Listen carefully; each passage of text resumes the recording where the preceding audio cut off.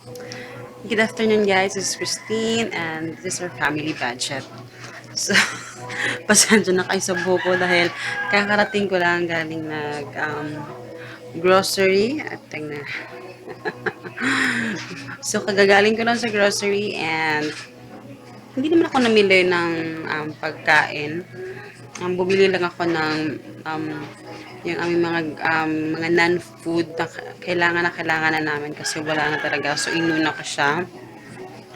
So, my budget for this whole thing is 1,000 pesos, diba? Kaya yun ang sinabi ko.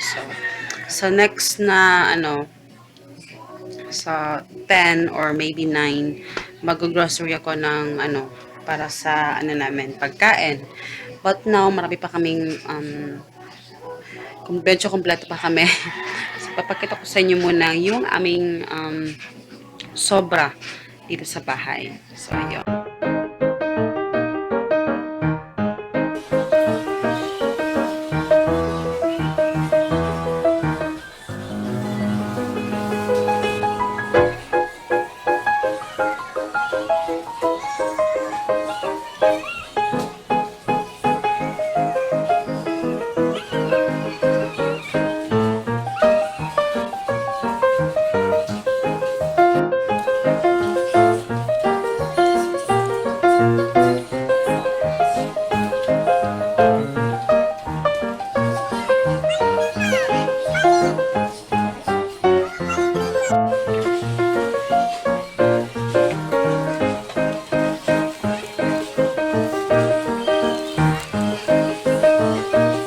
Dito spaghetti sauce.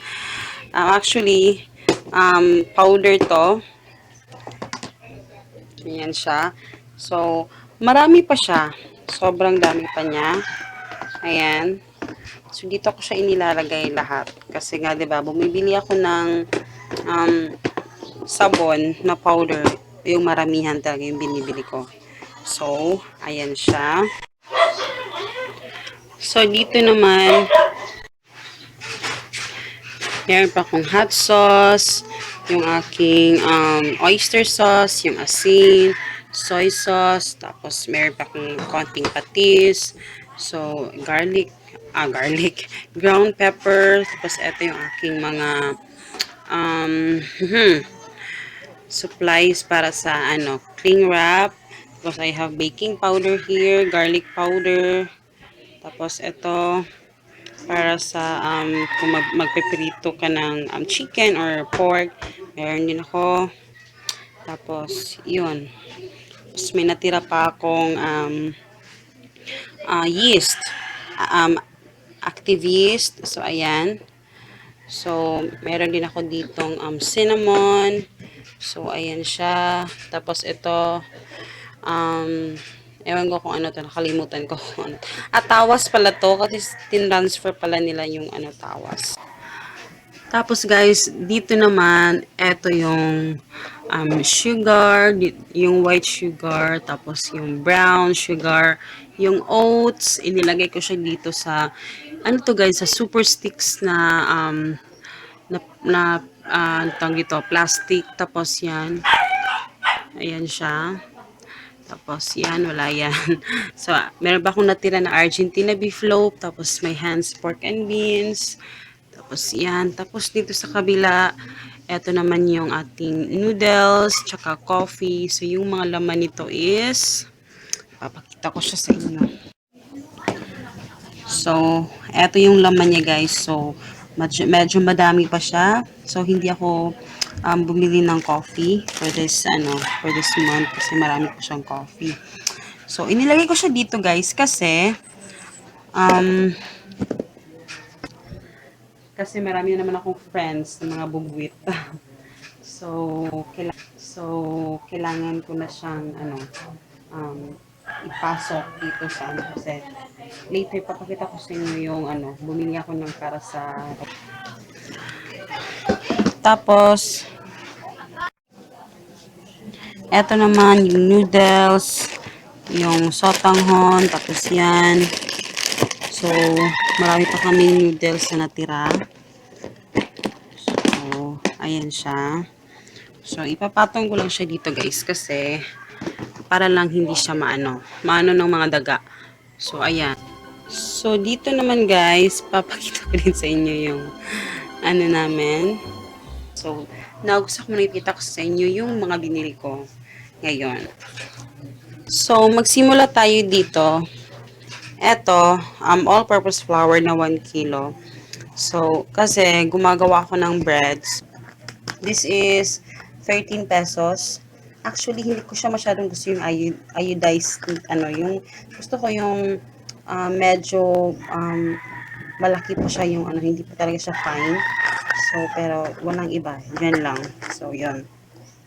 Tapos, ito, bumili ako ng delicious margarine. This is 18 pesos pala to. This is lang, yung regular lang na margarine. So, gusto yung asawa ko to, pinapalaman sa bread niya. Tapos, ito, as usual, yung bear brand ng anak ko. And also, bumili ako ng Charmy. 8 plus 1 free.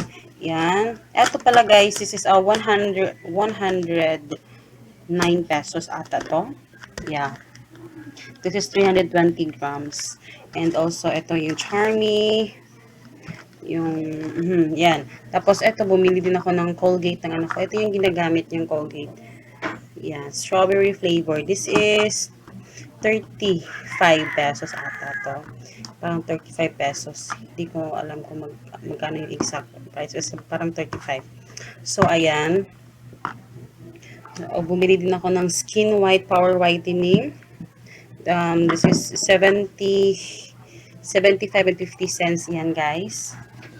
And bumili ako ng Rejoice. Ito, Rejoice shampoo, rich, soft, smooth, and Pantene. So, bumili ako ng meron pa kami shampoo. Marami pa kami shampoo, yung Palmolive na violet. So uubusin lang namin yon. Tapos ito, sinadya ko talaga na medyo maliliit yung binili ko na dalawa. Kasi, pag straight na malaki yung bibilin ko kasi, kagaya ngayon, frizzy talaga yung hair ko. So, wala akong choice. Kasi, yung yung violet, talagang iba yung yung hair mo. Talagang frizzy talaga. Parang iba. So, yun. Ginawa ko na lang dalawa yung shampoo na ginawa ko para at least kung hindi ko magustuhan yung Pantene or ewan ko, parang ko sa buhok ko. So, at least meron pang Rejoice, diba? So, dalawang choices.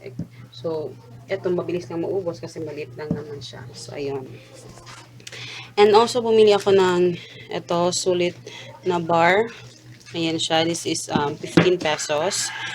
Dalawang Green Cross na sabon, Clear Radiance. This is 30 pesos each. And ito, Tawa, 7 pesos each. And also, ito, Dato Puti. Bumili lang ako ng, actually, marami pang toyo doon. Pero, bumili lang ako kasi ito talaga yung naka-staple na talaga ito kasi kailangan ko talaga ng toyo. And ito, sobrang laki na Zonrox original kasi parati akong nauubusan ng Zonrox. So, why not bumili na lang ng yung malaking Zonrox. This is 68 pesos ata ito. So, yon. Kasi I really need Zonrox in my life. So, ayun.